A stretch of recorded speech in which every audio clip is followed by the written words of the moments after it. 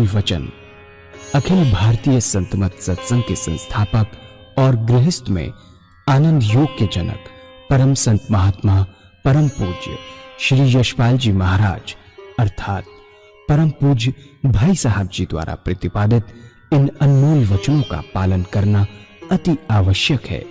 ये वचन हमारी गृहस्थ आध्यात्मिक साधना के लिए मूलभूत सिद्धांत हैं, जो इस प्रकार हैं। हम दुनिया की हर चीज की कीमत आंकते हैं, अपने मानव जीवन की कीमत भी जाने व परमात्मा की प्राप्ति हेतु साधना करें।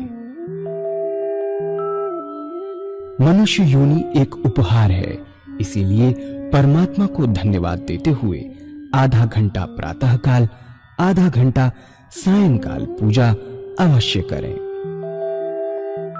सत्संग, सतनाम व सद्गुरु को प्राथमिकता देते हुए इसी के आधार पर ध्यान योगाभ्यास अवश्य करें व गृहस्थ के कार्यों को परमात्मा का कार्य समझकर उसी की याद में संपन्न करें।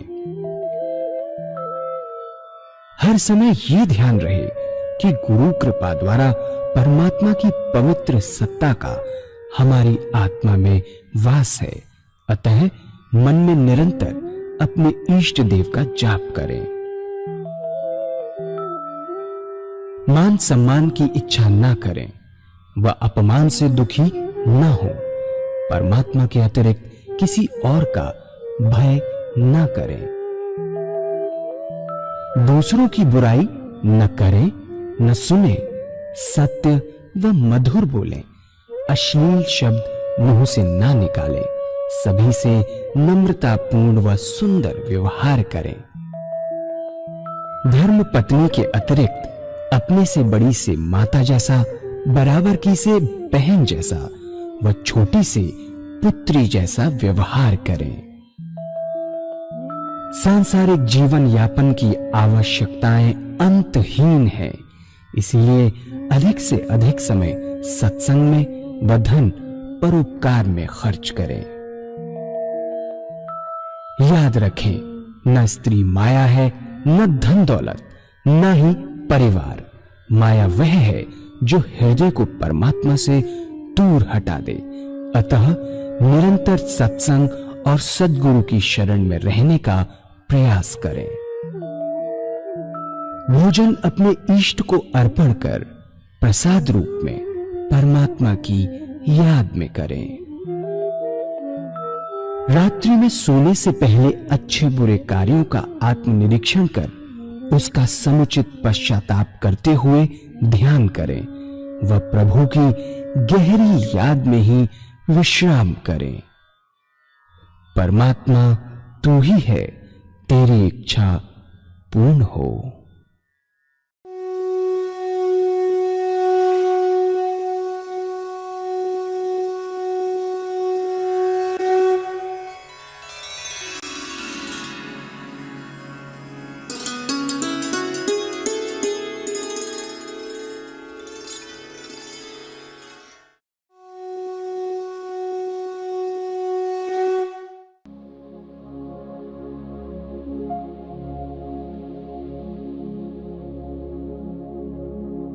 जय सद्गुरुदेव जय पद शरणम श्रेयस रूप चरणों शरणम। जय सद्गुरुदेव जय पद शरणम श्रेयस रूप चरणों शरणम। और एक और शरीर है, वह कारण शरीर जिसे आत्मा कहते हैं। आत्मा चैतन्यता और आनंद, चैतन्यता भी उसी में, आनंद भी उसी में है। और जहां आत्मा शरीर से निकल गई, दोनों शरीर बेकार हो गए।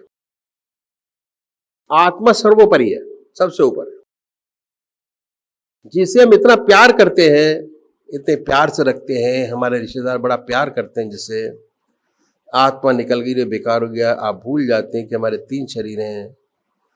हम इस शरीर को ही समझ बैठे हैं। तब देखिए होता क्या है सोने में, जब हम सोते हैं ना हाथ काम करता है, ना नाक सूंघने का काम करती है, कान सुनने का काम नहीं करते, हाथ पैर चलते नहीं, हिलते डुलते भी नहीं। जिस पोजीशन में पड़े सुबह उठे तो उसी पोजीशन में उठते हैं। जितनी हमारी इंद्रियां हैं, ये इंद्रियां हैं, 10 इंद्रियां हमारे अंदर हैं, ये सारी निष्क्रिय हो गई। निष्क्रिय का मतलब इन्होंने काम छोड़ दिया, काम नहीं करते। इसी का नाम आराम है, रेस्ट इसी को बोलते हैं कि इंद्रियों ने काम करना शुरू कर दिया, रेस्ट हो गया। प्रैक्टिकल रूप से यही होता है। जब निष्क्रिय हो गई तो इनका आधार है मन, ये मन में सिमट गई। ताकत इनको मन से मिलती है, खाने से नहीं मिलती। एक गरीब आदमी एक टाइम खाता है, उसके अंदर भी उतनी ही शक्ति है जितना मालपुआ खाने वाले के अंदर भी शक्ति है। मन से चलता है सारी चीज। जितनी हमारी इंद्रियां हैं मन से मिलती हैं, दूध से नहीं मिलती, खाने से नहीं मिलती, इंजेक्शन से नहीं मिलती, दवाई से नहीं मिलती। सोने से पहले अगर आपने दवाई खाई और खा के सो गए, वो दवाई भी निष्क्रिय हो जाती है, उसका कोई क्रिया नहीं होती बॉडी के अंदर, निष्क्रिय है। जब तक हाथ पर चलते हैं तब तक क्रिया ही है, क्रिया है। और जहां सो गए उससे पहले आपने दवाई की तो निष्क्रिय हो गई। ये प्रैक्टिकल। इसे डॉक्टर कहता है कि सुबह उठ के खाओ, रात को सोते हुए नहीं। खाने से पहले आधा घंटा खाओ जिससे कि उसका इफेक्ट आ जाए। ये नहीं कहता कि सोने से पहले खा के सो जाओ। ये हमारे शरीर की बनावट है। तो ये इंद्रियां मन में सिमट गई और जब आप सुबह उठे तो बिल्कुल प्रफुल्लित महसूस करते हैं। काम करने की आपके अंदर शक्ति है, ताकत है। यदि ना सोए तो दिन भर जम्बाई लेते रहेंगे। कहते भाई आज तो नींद नहीं आई, काम नहीं हो पाएगा, आज नहीं चलते, शरीर में थकान वैसी ही मौजूद है, कुछ काम नहीं होता। तो सोना बहुत जरूरी है। हमने देखा इस शरीर को आराम देना बहुत जरूरी है, सुलाना, रेस्ट देना। उसके बाद क्या हुआ, इसको तो रेस्ट दे दिया। ऐसे ही हमारा सूक्ष्म शरीर है, मन बुद्धि चित्त और अहंकार, जिससे हम सोच विचार का काम करते हैं। हमारा काम सोच विचार का वो करता है। इसको भी नींद देना बहुत आवश्यक है। हमारे ऋषियों ने, मैं ऋषियों ने इस बात को जाना, इसलिए उन्होंने कहा कि आधा घंटा सुबह और आधा घंटा सायंकाल भगवान की आराधना करो, पूजा करो, मेडिटेट करो, ध्यान करो। ध्यान, अगर आप परमात्मा की पूजा करेंगे तो भगवान में चित्त एकाग्र होगा, कंसंट्रेशन ऑफ माइंड, ध्यान की स्थिति पैदा होगी।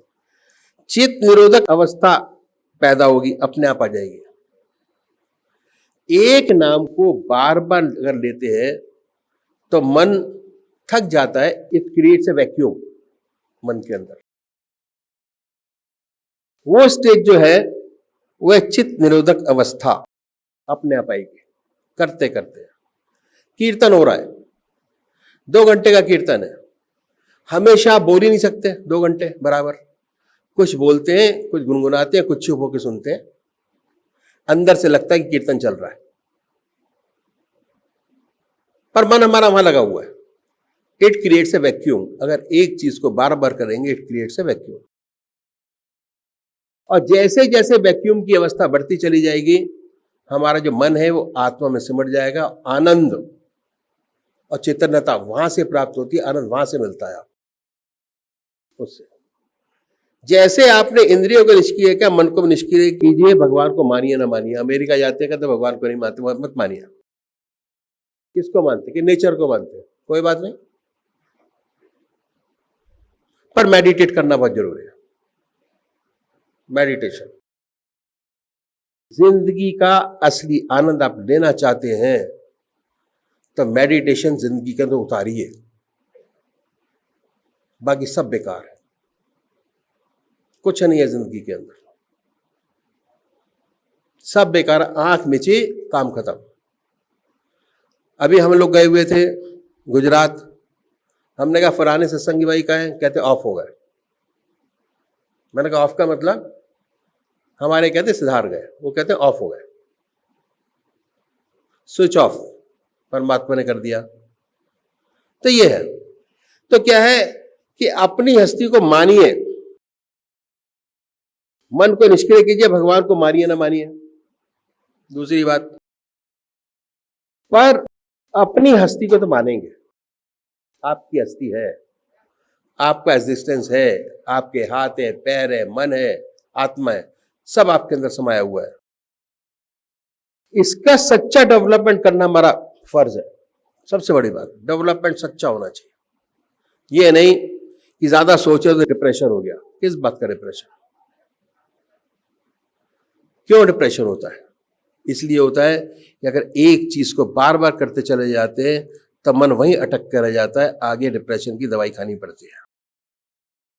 सबसे बढ़िया तरीका, सोने से पहले परमात्मा को सौंप दीजिए, सुबह फिर उठिए, फ्रेशनेस आएगी, जो काम नहीं होता वो होना शुरू हो जाएगा अपने आप। तो ये हमारा फर्ज है। भगवान आपकी पूजा का भूखा नहीं है।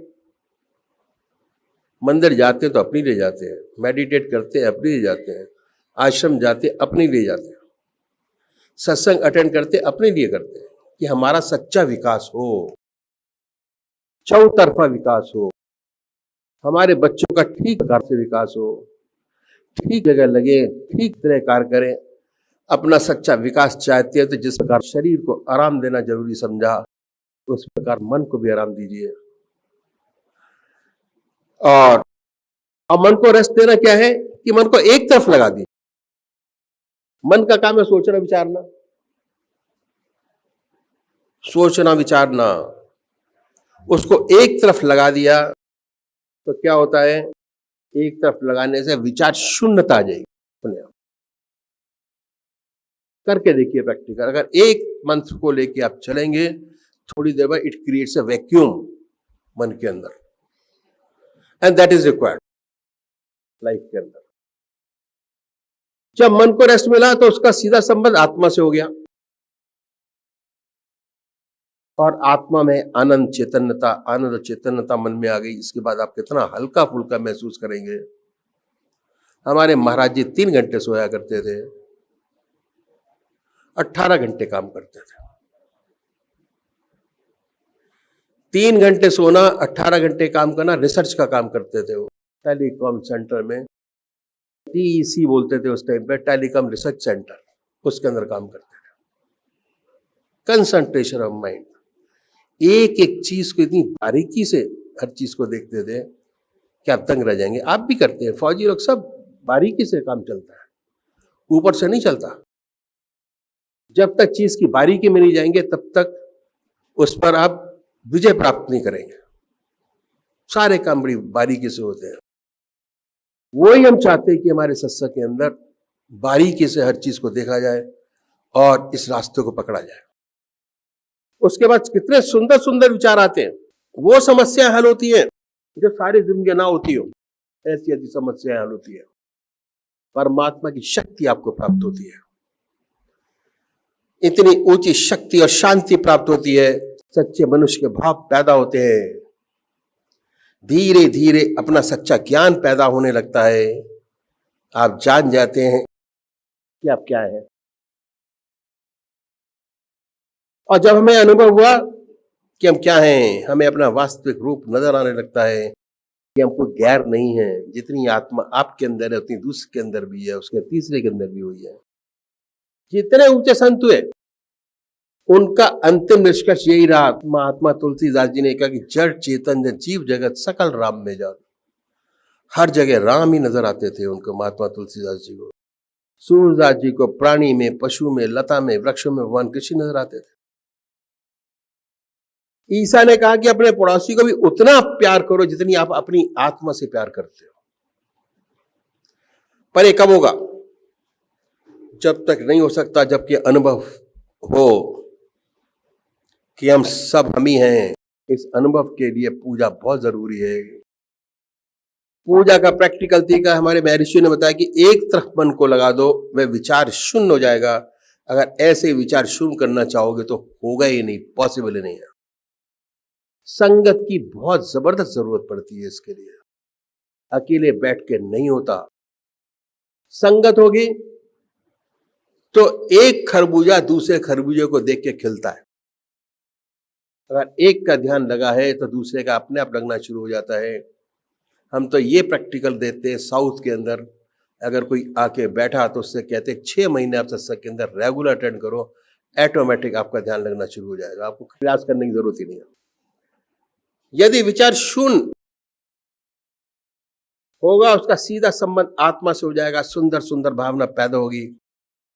आप चाहेंगे कि संसार में जितने लोग हैं सब आनंद से रहें, सुखी हों, दुख संसार से मिटे। दूसरों की सेवा करने के लिए आप अपने जीवन को न्यौछावर कर देंगे। यह है साइंस और टेक्नोलॉजी ने बड़ी भारी तरक्की की, चंद्रमा पे पहुंच गए, मिट्टी खींच लाए, सबने देखा। इस एडवांसमेंट का नतीजा क्या है कि अपने मन को आराम नहीं देते, हम ऋषियों के बताए मार्ग पर नहीं चलते। इसलिए जितनी हमारी प्रवृत्ति है सब पशुवत है। हमारे वृत्ति में और पशु के वृत्ति में कोई फर्क नहीं है, सब पशुवत है। क्या? हर देश, एक भी मनुष्य के गुण हमारे अंदर नहीं है। ऐसे बहुत कम लोग ऐसे हैं जिन्हें मनुष्यता के गुण हैं। इसलिए आज क्या है, हर देश हथियार बना रहा है, बड़े बड़े हथियार, अणुबम देख रहे हैं आप, चल रहा है। मनुष्य का दुश्मन कौन हो सकता है? ये जंगली जानवर। इसके लिए तो एक बंदूक काफी है, राइफल बहुत जरूरी है। इस सब की क्या जरूरत है? मिसाइल क्या जरूरत है? एटॉमिक वेपन्स की क्या जरूरत है? मनुष्य को मारने के लिए, हमारी अपनी मनुष्य जाति को बर्बाद करने के लिए, अपने को मारने के लिए नहीं। आज आंकड़े ऐसे हैं, ऐसे भयंकर हथियार बन चुके हैं कि अगर गलती से चल गए और एटॉमिक वार छिड़ गई, चल रही है, और सारे हथियारों का इस्तेमाल हो जाए तो जितने दुनिया के आज मनुष्य मात्र हैं उन्हें 40 बार जन्म लेना पड़ेगा, तब भी ये हथियार खत्म नहीं होंगे। इनका इफेक्ट बराबर चलता रहेगा। सेकेंड वर्ल्ड वॉर का इफेक्ट अब भी है। ये है पूर्ण सर्वनाश। इतने खतरनाक हथियार हमने बनाए, पैसा कितना खर्चा होता है इन पर। अगर इस पैसे को एकत्र कर लिया जाए दुनिया की भलाई के लिए, आज दुनिया की शक्ल बिल्कुल बदल जाए, ये पृथ्वी स्वर्ग हो जाए। ना कोई आदमी बगैर काम कर रहे, ना कोई बगैर घर बार का, इतनी सुंदर हालत हो जाए। परमात्मा ने हमारे पृथ्वी को स्वर्ग बनाया है। जितने एस्ट्रोनॉट हैं जो गए हैं, जो जा रहे हैं, कहते हैं कि सबसे सुंदर ग्रह पृथ्वी है। ऐसा सुंदर ग्रह नहीं तो भगवान ने स्वर्ग बनाया है, लेकिन मनुष्य ने अपनी कुटिलता से, नीच प्रवृत्ति से इसको नर्क से बदतर बना रखा है। युद्ध चल रहा है, कब खत्म होगा पता नहीं। आइंस्टाइन ने बहुत सुंदर लिखा है कि जिस बूते पर हम आज चंद्रमा पर कहां कहां पहुंच गए, उसने लिखा है कि मैं नहीं जानता दुनिया का तीसरा विश्व युद्ध कैसे लड़ा जाएगा, पर यह पूर्ण रूप से जानता हूं कि अगर चौथा विश्व युद्ध हुआ तो डंडे और पत्थरों से होगा। बहुत सही लिखा है। एक दफा पूर्ण लड़ाई छिड़ गई, चाहे गलती से ही छिड़ जाए, सबका सब आया। दुनिया की बहुत बुरी हालत है, लेकिन सब अपने अपने अहंकार में चूर है। मैं बड़ा, मैं घर में बड़ा, मेरा बड़ा, मेरा नेशन बड़ा। सच्ची मनुष्यता वो है ही नहीं। उसकी वजह ये है कि हम ऋषियों महर्षियों के बताए हुए मार्ग को भूल गए। तो हम देखते हैं कि भगवान आपकी पूजा का भूखा नहीं, अपने विकास के लिए, अपनी मनुष्य मात्र भलाई के लिए, संसार की भलाई के लिए, समाज की भलाई के लिए परम आवश्यक है। पूजा बहुत जरूरी है। लिखा है, जब मन को नींद आ जाती है और रूह भी गाफिल होती है, तब मैं अकेला होता हूं और यार की महफिल होती है। मन भी सो गया, ध्यान में चला गया, आत्मा भी चली गई, तब परमात्मा का दिव्य दर्शन होता है, सच्चा ज्ञान प्राप्त होता है। पूजा परम आवश्यक है। अगर सच्चा विकास अपना चाहते हैं, पहले समाज का चाहते हैं, संसार का चाहते हैं, दुनिया की चाहते हैं, तो पूजा बहुत जरूरी है। अपने मन को आराम देना पड़ेगा। हमारे महर्षियों ने, ऋषियों ने इस बात को अनब जाना और इस बात पे जोर दिया कि आधा घंटा सुबह और आधा घंटा सायकाल संध्या वंदना अवश्य करनी चाहिए। 2 समय निश्चित किए। हमारे महर्षि ने बताया चाहे गृहस्थी हो सन्यासी, कोई भी आधा घंटा सायकाल, ये 2 समय निश्चित कर दिए। और हमारे देश में ऐसा नहीं है कि परमात्मा की पूजा नहीं करते हैं। 99% परमात्मा को मानते हैं और अपने किसी ना किसी ढंग से परमात्मा को दंडवत प्रणाम करते हैं, अपने ढंग से पूजा करते हैं। और बहुत लोग तो आधा घंटे से ज्यादा भी करते हैं। ईश्वर को मानने वाले और बहुत से लोग, यदि इससे पूछा जाए पूजा का लाभ जो हम करते हैं, पहली बात यह कि भाई ईश्वर का नाम लेना अच्छी बात है। हमारे घर में मंदिर है, हमारे दादाजी पूजा करते थे, हमारे पिताजी करते हैं, हम करते हैं। और देखा देखी बच्चे भी अगरबत्ती जला देते हैं। गॉड फियरिंग अच्छा है। और आप इससे ज्यादा क्या चाहते हैं? अगर पूछें कि इससे कोई आपको आंतरिक लाभ हुआ, तो ऐसे बहुत कम लोग होंगे जो कहेंगे हुआ। आंतरिक लाभ, इंटरनल बेनिफिट। इन संतों ने का एक तरीका ऐसा बताते हैं कि यदि आप इस तरीके से पूजा करेंगे तो आपको विशेष लाभ होगा। और बहुत सुंदर तरीका उन्होंने बताया जिसे हर कोई अपना सके, चाहे किसी भी मजहब का मानने वाला हो, किसी भी धर्म का अनुयायी हो, अपने धर्म पर चलते हुए कर सके। ऐसी बात बताई जो मैं आपके सामने रखूंगा।